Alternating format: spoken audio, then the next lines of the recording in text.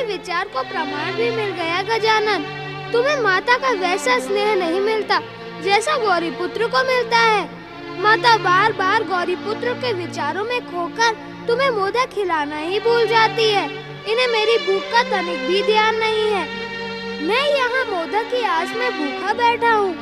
चाहूँ तो अपने हाथ से मोदक खा सकता हूँ, परंतु खाऊंगा नहीं। माता की उपेक्षा।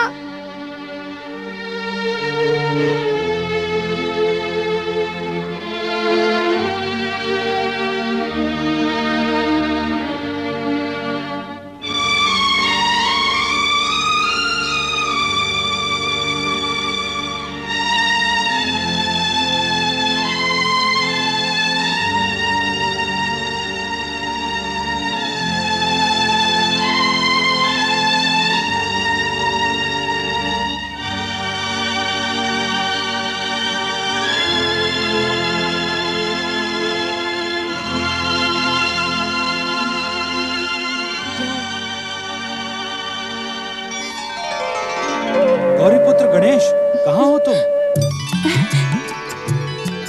कहाँ है मेरा गौरीपुत्र? तुम तो शक्ति स्वरूपा हो गौरी। तुम्हारे कक्ष में कोई व्यक्ति बिना आज्ञा प्रवेश कर ले और तुम्हें पता ही न चले, क्या ये बात चकित कर देने वाली नहीं है? पर यहाँ तो कोई नहीं आया स्वामी। यहाँ तो केवल मैं और गजानन है। फिर आपने कैसे गौरीपुत्र को पुकारा? कहाँ है वो? यहीं तुम्हारे कक्ष में। परंतु गौरीपुत्र और गजानन तुमसे प्रसन्न नहीं है। मैं यहाँ हूँ माता। मैं कब से तुम्हारे लिए मोदक लेकर बैठी हूँ।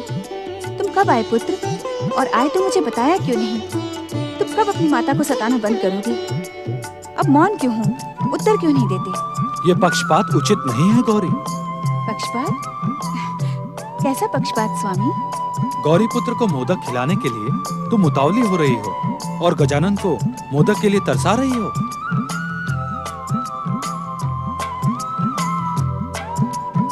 मैं गजानन को इसलिए यहाँ छोड़ गया था माता कि आपको मेरे जाने का दुख ना हो। गजानन तो मेरा ही प्रतिरूप है, परंतु मैंने भी गजानन के साथ कोई भेदभाव नहीं किया। पक्षपात का तो कोई प्रश्न ही नहीं उठता। मैं तो इसे ही मोदक खिला रही थी। केवल मोदक खिलाते खिलाते तुम्हारे विचारों में खो गई। माता, अब तो गौरीपुत्र आ गए हैं। अब आप अपने हाथ का मोदक इन्हें खिला दें। नहीं माता नहीं, मुझे क्षमा करो। गजानन की तृप्ति के बिना मैं मोदक नहीं खा सकता। रोष के स्थान पर स्नेह दिखा रही हूँ, इसलिए हट कर रहे हो ना? क्यों नहीं खा सकते? यदि मुझे खिलाना है तो पहले गजानन को इसी स्नेह के साथ खिलाओ। अब वचन दो गौरी कि ऐसा भेदभाव कभी नहीं करोगी। आप मुझे ही दोषी ठहराने का प्रयास क्यों कर रहे हैं स्वामी? क्या माता को अपने पुत्र का ध्यान नहीं आना चाहिए? एक पुत्र के ध्यान में दूसरे पुत्र को भूल नहीं जाना चाहिए गौरी। माता अपने पुत्रों को भला कैसे भूल सकती है? अब बीती हुई बातों को भूल जाओ गौरी और इन दोनों को एक समान वो स्नेह प्रदान करो जो ये दोनों पाना चाहते हैं। अवश्य स्वामी। ये लो गौरीपुत्र, मोदक का भोग लगाओ। ये लो गजानन।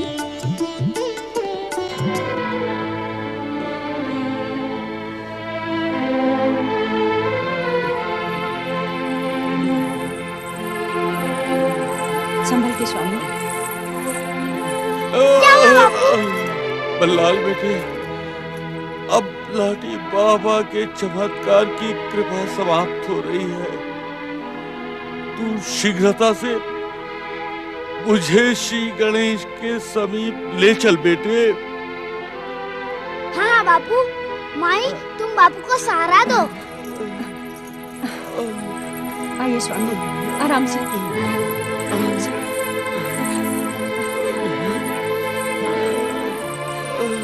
बैठिए।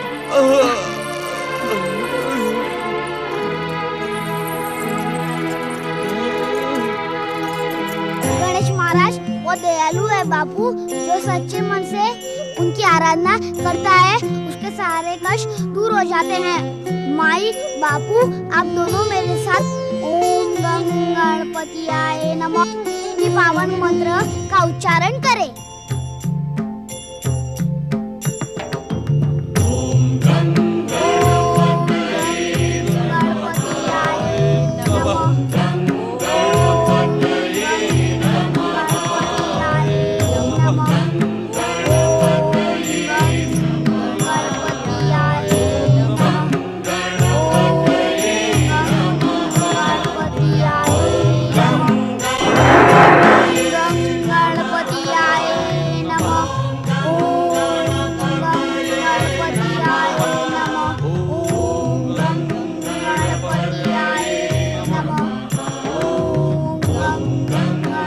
जय जय गौरीपुत्र श्री गणेश, जय जय गौरीपुत्र श्री गणेश।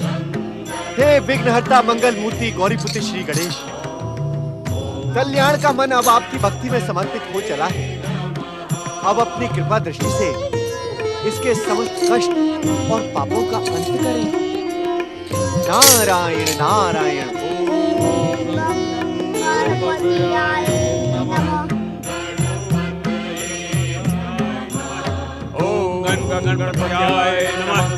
जय जय गौरीपुत्र श्री गणेश। हे गौरीपुत्र, जैसे जैसे संसार में आपकी भक्ति और पूजा बढ़ती जाएगी, वैसे वैसे ही संसार वासियों का कष्ट दूर होता जाएगा। जय जय श्री महागणेश, जय जय गौरीपुत्र श्री गणेश। ओम गणपतयाय नमः। ओम गणपतयाय। ओम गं गणपतयाय नमः। ओम गं गणपतयाय नमः।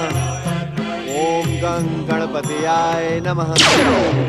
ओम गं गणपतयाय नमः। इनकी आराधना के स्वर्ग तक पहुंच गए क्या देवराज? यदि ना पहुंचे होते देवऋषि, तो मैं यहाँ उपस्थित ही क्यों होता? ओम गणपतयाय नमः। परंतु ये मैं कैसा विचित्र दृश्य देख रहा हूँ। विघ्नहर्ता मंगल मूर्ति श्री गणेश की भक्ति और आराधना में विचित्रता आप ही देख सकते हैं देवराज। नारायण नारायण। आप मेरी बात समझे नहीं देवऋषि।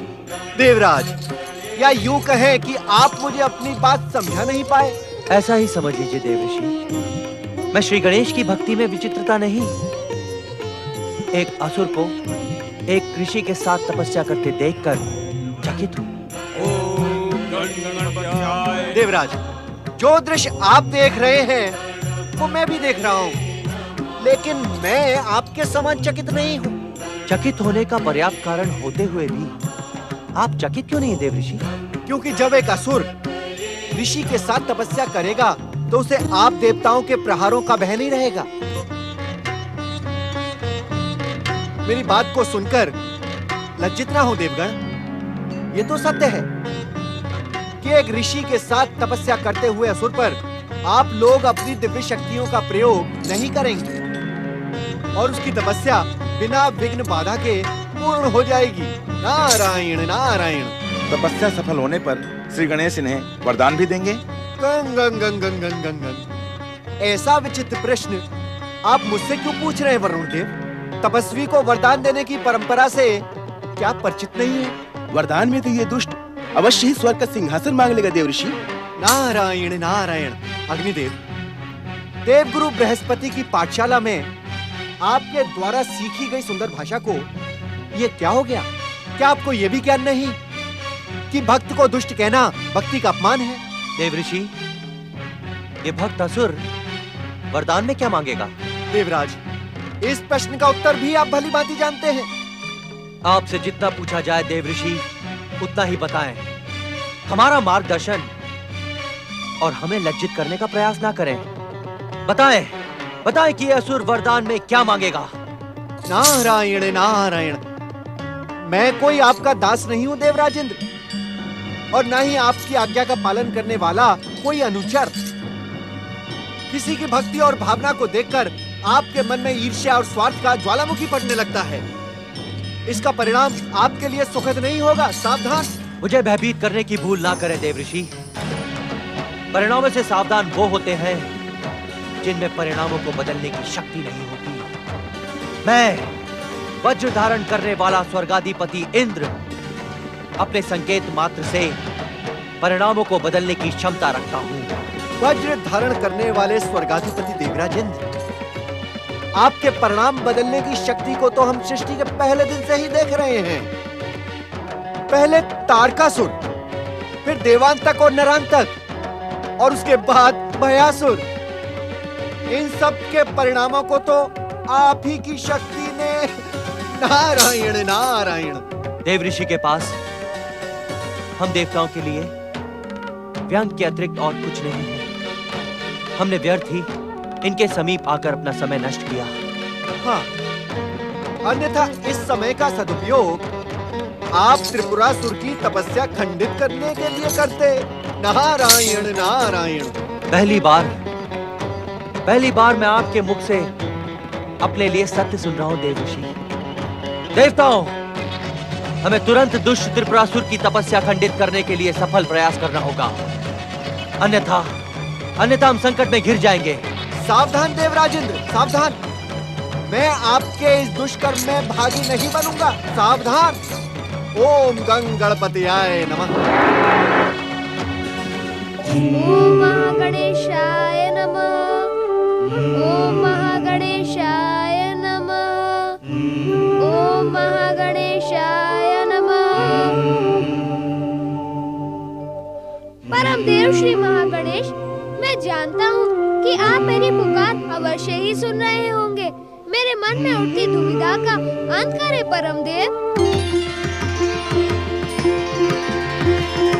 ओम महागणेशाय नमः।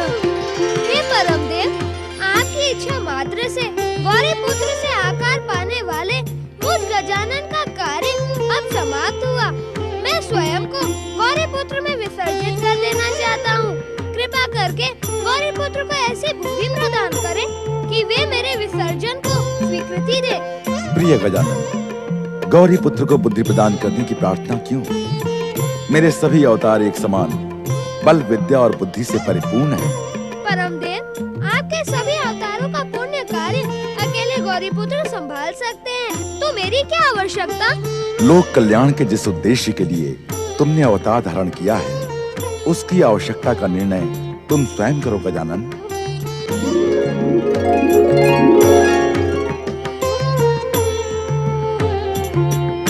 जिसे माता का स्नेह प्राप्त न हो, उसकी आवश्यकता पर कैसा निर्णय?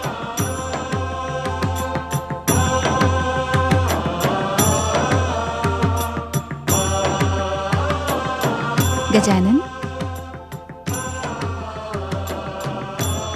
प्रणाम माता। उठ क्यों गए? बैठे रहो। मैं तुम दोनों को एक साथ मोदक खिलाने आई हूँ। ओम महागणेशाय नमः। नारायण नारायण। प्रणाम माता पार्वती। प्रणाम श्री महागणेश के दोनों अवतार। ये किसी आवश्यक कार्य से पधारे होंगे, मुझे ज्ञात है। नारायण नारायण माता। गौरी पुत्र श्री गणेश का कथन ब्रह्म वाक्य के समान अटल सत्य है। मैं यहाँ आवश्यक प्रार्थना लेकर ही उपस्थित हुआ हूँ। कैसी प्रार्थना? गौरी पुत्र, आपका परम भक्त प्रिय बालक बल्लाल अपने माता पिता के साथ आपकी आराधना कर रहा है। भक्त तो अपने भगवान की नित्य प्रतिदिन आराधना करता ही है, उसमें आवश्यक प्रार्थना कैसी देवर्षि? क्षमा करना माता, देवर्षि का कथन अभी समाप्त नहीं हुआ है। नारायण नारायण। गौरीपुत्र, और उधर त्रिपुरासुर अपने जनक ऋषि ग्रह समत के साथ आपकी कठोर तपस्या में लीन है। क्या उन दोनों की भक्ति में? नारद मुनि, आपने गौरी पुत्र के दूत का कार्य कब से प्रारंभ कर दिया? मुझे तो इसकी सूचना ही नहीं मिली कि आपने देवर्षि का पद त्याग कर गणेश दूत का पद स्वीकार कर लिया है। माता, देवर्षि के निरर्थक पद और स्वार्थी देव शिष्यों से श्री गणेश का दूत बन जाना नारद का सौभाग्य होगा। परंतु नारद ने इतने पुण्य कहाँ किए? पुण्य किए होते तो विघ्न के साथ इस समय यहाँ ना उपस्थित होते। विघ्न के साथ माता? ये आप क्या कह रही हैं? ये सुनने से पहले नारद की श्रवण शक्ति समाप्त क्यों नहीं होगी? सत्य को सुनकर विचलित ना हो देवर्षि। जब मैं अपने हाथों से गजानन और गौरी पुत्र को मोदक खिलाने जा रही थी, तभी आपने यहाँ आकर विघ्न उपस्थित किया है। क्षमा माता, क्षमा।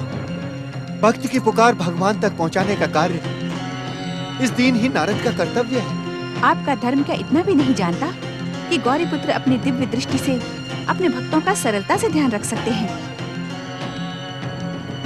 अब क्षमा याचना की आवश्यकता नहीं है नारद मुनि। भविष्य में ऐसा विघ्न कभी उपस्थित न करिएगा।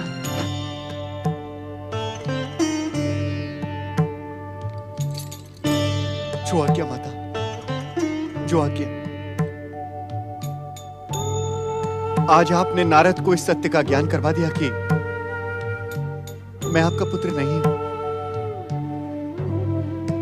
आपको माता कहना सर्वथा मेरी भूल थी।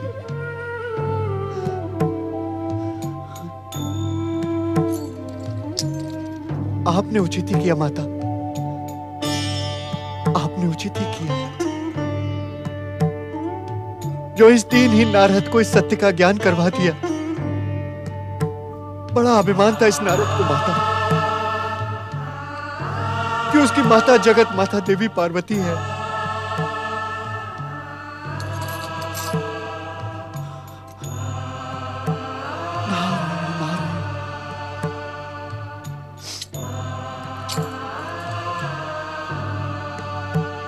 माता को पुत्र की आवश्यकता हो अथवा ना हो, लेकिन पुत्र को माता के आशीर्वाद की सदैव आवश्यकता होती है। इस निराश्रित को अपना आशीर्वाद दे माता, अपना कल्याणकारी आशीर्वाद दे। मन छोटा ना करो पुत्र। मैं आवश्यकता से अधिक कठोर हो गई। पुत्र के मोहवश न जाने मुझे क्या हो जाता है। हो सके तो मेरी भूल को।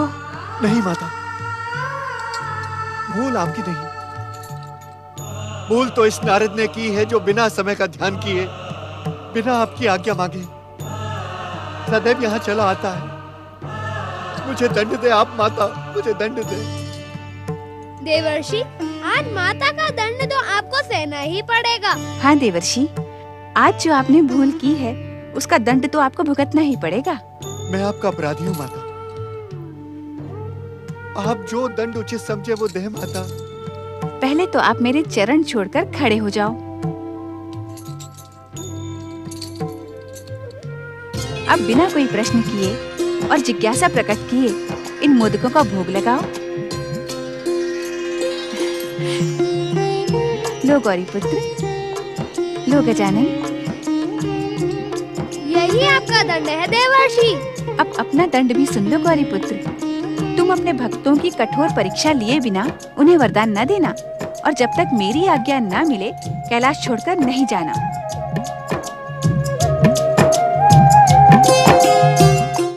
दुख हरता ये है सुखदाता।